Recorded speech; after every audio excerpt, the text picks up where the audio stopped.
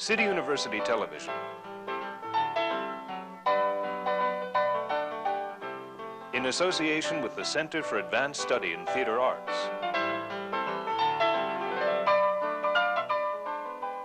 And the Clurman Endowment.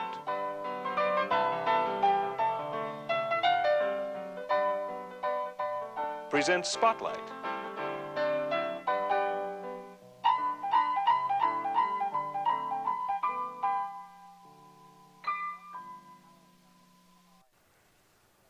Welcome to the Clurman Seminar in Theater. I'm Ed Wilson, and my guest is one of America's foremost playwrights, Mr. August Wilson. August, welcome. Thank you. August, you've had 4 plays that have been done very successfully in recent years. Ma Rainey's Black Bottom, Fences, Joe Turner's Come and Gone, and The Piano Lesson. By now you must have seen them being done more than once in different places. When you see them being done a second, third, or fourth time, do you ever see anything you'd like to change about them? Not really. It's interesting, however, to go see a production other than the productions that I worked on.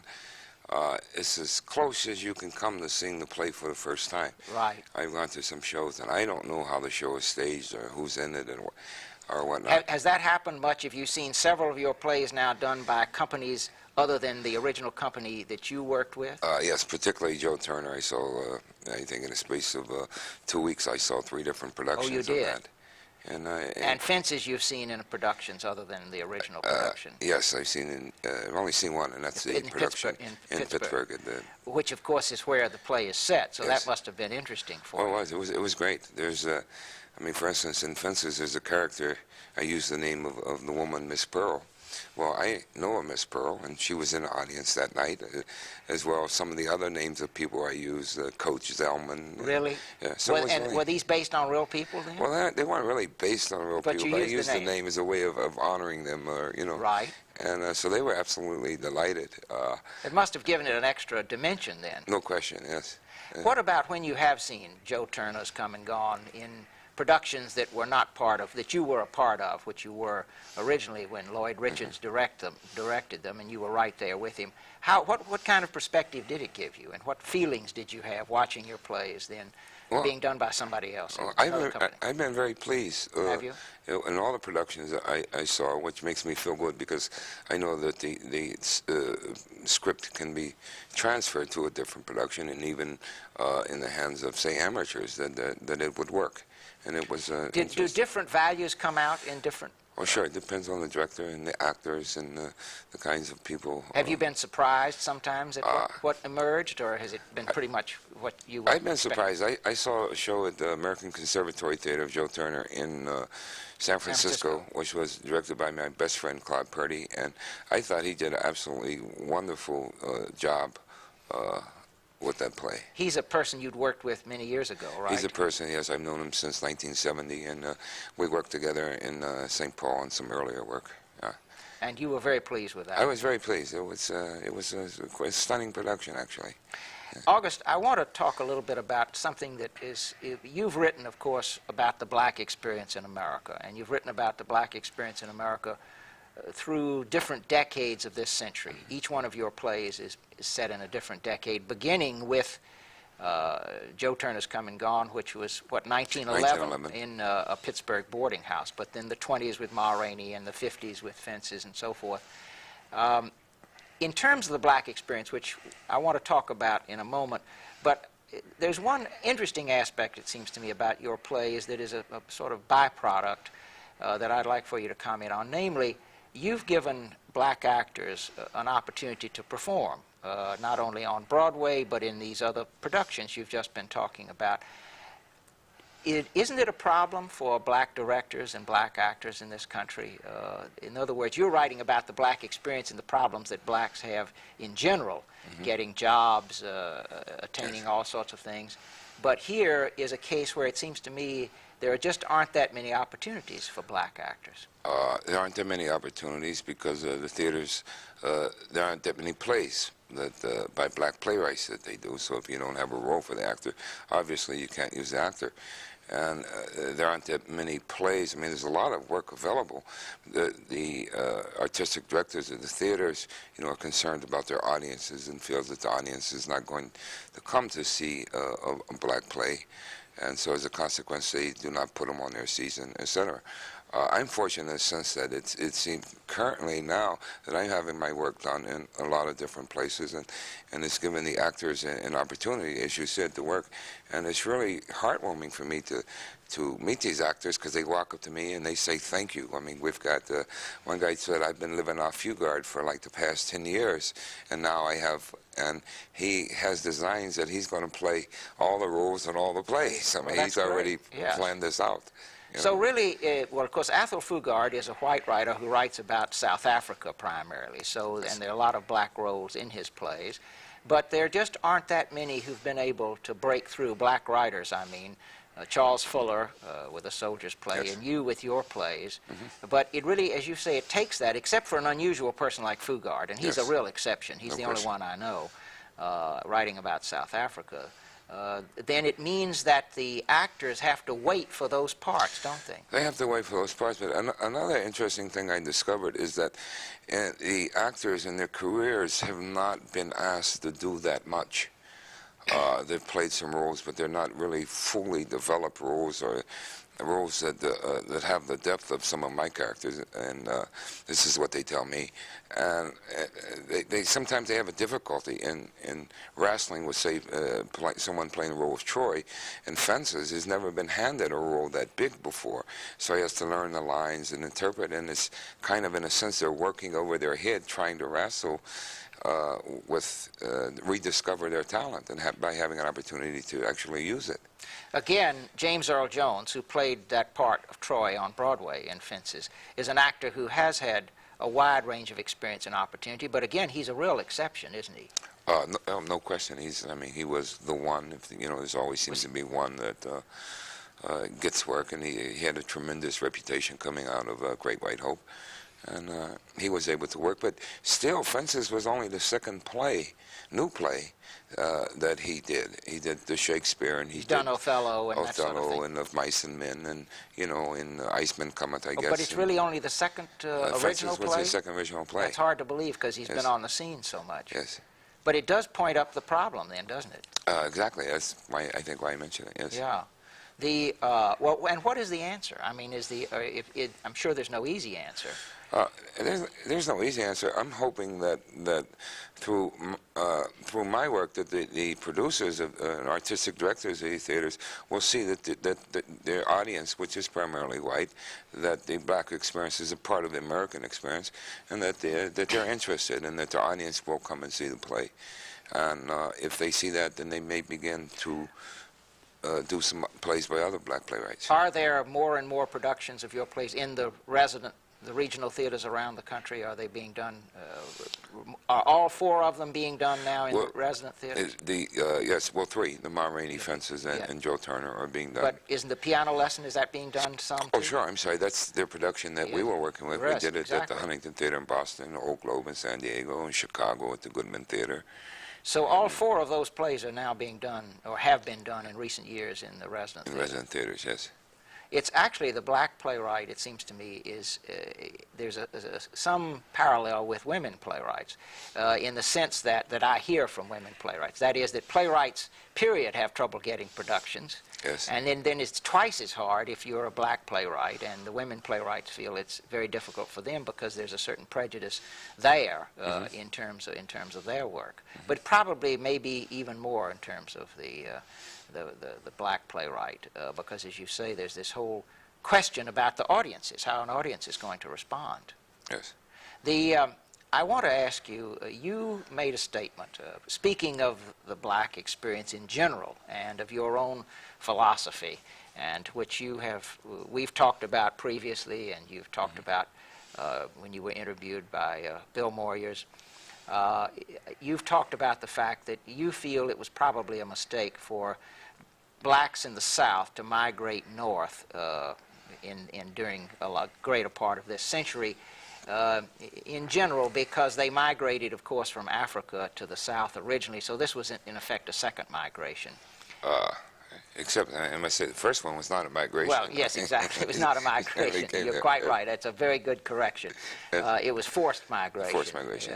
Into slavery. But we did uproot ourselves, starting around 1915, and then in the 40s also. And it was a search for jobs, wherever the job opportunity were. The boll weevil was very instrumental in then destroying the cotton crops, and so the people had no means of earning a livelihood, and they began to, the Chicago Defender ran a great campaign to try to get people to migrate north because there were jobs. And I think in the early 40s and during the war year, there were jobs, and it was possible to secure employment. But that closed up very quickly after the war, and we're still in the cities. And so you're left, people are left stranded. Yes. But I want to, there's something goes very deep with you about this, and I want to read you a quote from you. Okay. And you said, "We are Africans who have been in America since the 17th century. We are Americans, but first of all, we are Africans. We have a culture that's separate and distinct from the mainstream white American culture. We have different philosophical ideas, different ways of responding to the world, different attitudes, values, and linguistics, different aesthetics. Even the way we bury our dead is different." Can you give me a couple of examples maybe of how you feel this attitude, these aesthetics, this approach to linguistics and philosophy is different in your mind? Well, see, I think it starts with the very first basic concept, and that is man as a part of the world, which is man as a part from the world. You see, and I think the European sees himself as separate and distinct and not at one with the world, whereas the African viewpoint is that man is at one with the world. So it starts with a very basic difference. Do you think, just so I understand this, does this have to do with being close to nature and feeling a part of nature? Yes, or apart from it. Right? Right. Or seeing nature as something to be subdued as opposed to something of which you are naturally a part of. So when you start with a basic philosophical difference, a basic approach to the world like that, everything else filters down from that. You see, so, but the culture that was developed by Africans in the South is obviously different than the culture that was developed by Europeans or Anglo-Saxons in the North. Do you feel that just because of oral transmission and just because of a whole series of things, that the blacks who did come in to America and brought into slavery in the South particularly, do you feel that they were able to hold on despite this wrenching disruption, this being just pulled, uprooted completely, that they still were able to hold on to these cultural values, this approach, this philosophy that you speak of? Sure. Not only was it the uprooting, but it was a deliberate attempt made to destroy the language and destroy the culture. But I think the people who wanted to do that made a mistake. And the mistake was very simply that the slave trade continued for so long. So you were constantly bringing over new Africans. So you were reinfusing Yes. the population then with the ideas and the approaches and the attitudes. Simply by continuing the slave trade. Now you feel strongly, and this is reflected in your plays, I think, you feel strongly that the first thing that a black American must do is to somehow find his or her identity, his or her roots in that African heritage. Is that Well, without question, because that's simply who you are. And I mean, it's certainly been said by many people other than myself, you must know who you are in order to participate in the world, because you don't know how to participate. And do you think a lot of blacks have not done that, who've moved into who've attempted to, and in some cases really quite successful? I mean, there are a number of very successful blacks in terms of not only the entertainment world and sports world and that sort of thing, but in even the corporate world and so forth. Do you feel some of these people have lost that impulse and have lost that awareness of that they should be in touch with this heritage? Well, I think some of them have lost the practice of the culture in the sense that they do not share the same cultural values as the majority of blacks in this country, simply because they have adopted the values of the majority culture, and partly because the majority culture says in order to participate in a society, in order to be successful in a society, you must adopt these values. In essence, you must then deny who you are and adopt these values in order to participate. I was talking with some kids at Morgan State University about this very same thing, and one kid said to me, he said, "Miss Wilson, can't we Europeanize ourselves just a little bit in order to get ahead?" You see, and he was proving exactly the point that I was making, that in order to get ahead, this is what you have to do.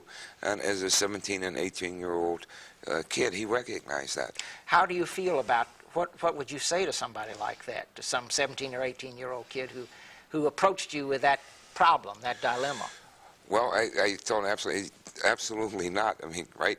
The idea that in order to get ahead, you have to do that. I was simply trying to get him to see that, and that he should demand to participate in the world as an African, as himself, and not suppress his values in order to adopt someone else's values, not deny who he is. Do you think that it's possible in America to do that? I think that ultimately that's the only way that we're going to be able to live together, you see, because there are millions upon millions of African people in America who have rejected the idea of assimilating into the society. They are very satisfied being Africans and having their cultural response to the world and participating in their culture, and they are not willing to give it up. You see, since Africans have first been on the planet, since we have first been here in a new world, the culture has constantly and consistently been under attack. And yet in 1989 it's still alive, it's still vibrant, and that's because the vast majority of the people say, no, we do not want to participate in the society under those terms. Is part of this unconscious, do you think? Is this part of this because not every person thinks about it the way that not everyone thinks about it the way. Sure, it's unconscious. It's just the sense that they feel that they are not going to deny their grandparents, and they're not going to deny their great-grandparents. Do you feel that America is, let's assume that a whole group of, a great number of blacks in all kinds of activities take the approach you're talking about. Do you feel that, and do not lose their sense of identity and do not try to assimilate and become mainstream in the white European sense, do you think America can accommodate this? Do you think this country is broad enough and has enough experience of multicultures to be able to incorporate these differences, and yet we're all have certain common goals in terms of, we presume, democracy and this kind of thing? I think it's part of the challenge of the society, too. We propose to be able to do that. We see ourselves as a melting pot of a multicultural society, and I think that we must become that if we're going to survive. How do you feel, just so I get the framework about this a little bit, how do you feel about the black political leaders? There are a great number of mayors now, from Andrew Young, through in Chicago and Detroit and Philadelphia, who have really large urban centers who are black. Do you feel that they, what does this say to you in terms of this discussion we're having? We learned from the 60s the idea of participating in the system, and we elected Kenneth Gibson, mayor of Newark, and I think Carl Stokes, mayor of Detroit, right. And some of the other cities. We have a black mayor of Atlanta, a black mayor in L.A., etc. But you find out that this does not affect the lives of people in those cities. Really? The lives of blacks and the condition of blacks in the cities have not improved. You see, because the mayor does not control the politics of the city, he doesn't control the money of the city. Then that mayor just becomes a sort of symbolic figure, or becomes a symbolic figure, becomes a mayor, and he works for the betterment, and he runs, and in fact runs the city. But if something is wrong with the city from the beginning, simply just having a black man run it does not solve the conditions of the people. Is it then it's sort of cosmetic? Is that? Well, is it? I mean, does it have some meaning, or is it? Does it provide a role model for? Well, it can provide a role model for you, but it doesn't have any impact on the lives of the people who live in the city. You see, the ordinary they're people. still unemployed. They still, are on welfare. They still live in bad housing, et cetera, and all these conditions that existed prior to electing the black mayor exist in some instances, become worse. So you feel that the answer to this is really for blacks themselves to not lose this sense of history and tradition and their legacy, and not get lost in the shuffle with all of this, and only that way can they really solve some of the problems that are faced and deal with a society in a sort of face-to-face way. Is this? Yes, as African people. Do you feel? Let me ask you a personal question now. Do you feel that as a person, but also as a writer in your plays, that you have been able to do exactly what we're talking about? That is, reassert, re-examine this African heritage in your characters, because practically all your characters are black in your plays. Yes. You don't have many white characters. No. Do you feel you've been able to, and as a person, to, in other words, you've been very successful. You are very successful now in America and in this total culture, which has been dominated by the white European tradition. But you're a big success in this, I mean, financially and in recognition and other ways. But do you feel you've been able to hold true to this notion of asserting and examining the African heritage and roots in your plays, and so that you, in effect, have been able to do this personally? Yes. I mean, the idea is, what I do in my work is that I am simply trying to show that this culture, that this tradition exists, and that it's capable of sustaining you. So once you find that out, then you can be sustained by the tradition and realize that you have a ground to stand on. And it is that ground which I have been standing on since 1965, or probably since I first learned the culture at my mother's knee. So I haven't abandoned that ground. I mean, I stand there despite the fact that I'm, as you say, successful in terms of financially, and in terms of having my work accepted in a cultural form that is not mine, in a sense that. How do you feel about that? Well, I chose to participate in that, and because I'm trying to merge what some kind of black cultural or African consciousness of theater with the European art forms.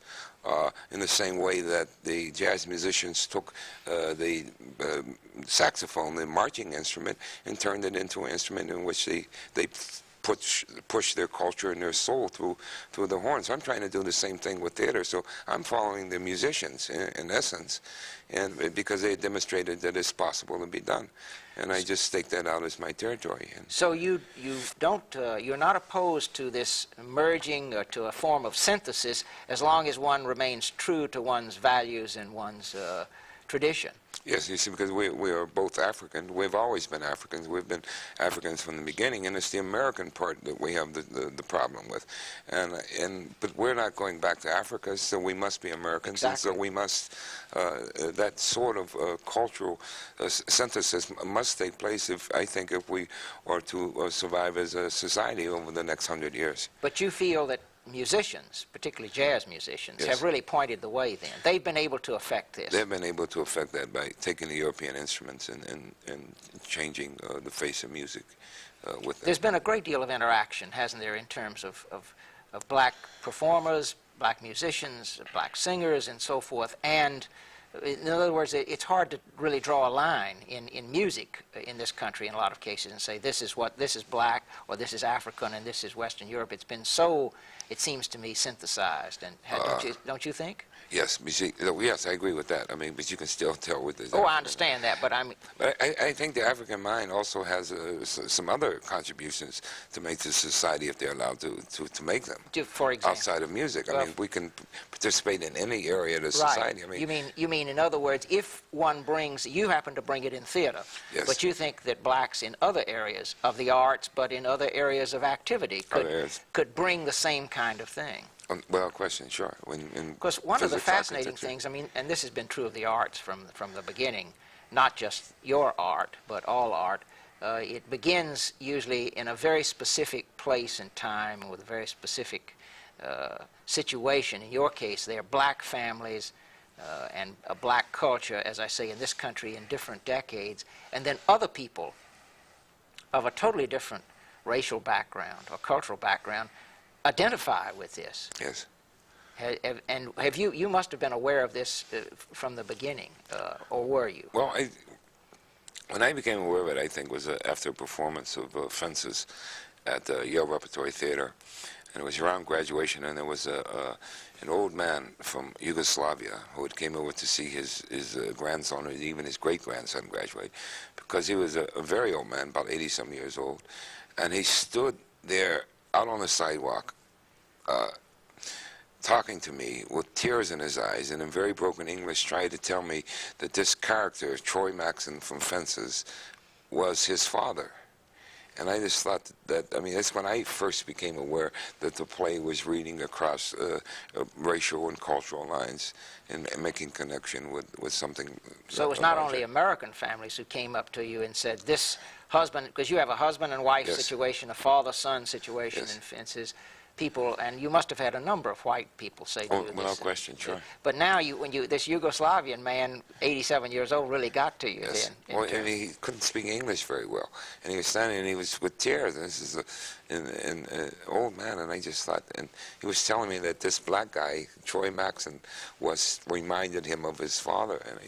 And That must have been a particularly rewarding moment for you. it was. It still remains. I single that out of the one moment when people ask me about Fences or about theater. That moment stands out. But of course, that must be multiplied. One of the strange things, it seems to me, about doing the kind of thing you do is that must be multiplied many times in cases that you're not even aware of. In other words, this was one where you became aware of it because he came up to you. But that must be happening out there in theaters all across the country at different times. Yes, another of my favorite stories about Fences when we were in Chicago, there's a friend of mine in St. Paul, and he was talking to a friend of his in Chicago who happens to be a psychiatrist. And he said, well, listen, he said, I've got like 4 new clients. And they went to see this play called Fences, and they came in and told me that they want to talk about their father. I thought that was like absolutely incredible. And, were these both white and black? Or? They were both white. Both. And he was saying that he was trying to get some tickets to go see the play because he wanted to know. And he'd never seen the play. He had never seen the play. He just had all these people showing up on his doorstep Yes. who wanted psychiatric help. Yes, I thought that was them who wanted to talk about their relationship Well, with their obviously, father. of course, this is so fundamental in theater going way back. That is, it strikes a chord in terms of human relationships. And that's, of course, I think the bedrock of your plays as far as the emotional content in it. A lot of it is, it's so basic in terms of the family relationships, the human relationships. Yes. Well, it's because nothing exists. I mean, the largest idea can be contained by black life. And I'm simply here again trying to demonstrate that. Well, which you have. I mean, in this whole series of plays, and I presume you're going to continue with this. I am, yes. Absolutely. Well, on that optimistic and wonderful note, August, we have to end. Thank you so much for being with us. This has been the Harold Clurman Seminar in Theater. I'm Ed Wilson, and my guest has been playwright August Wilson. Thank you for being with us.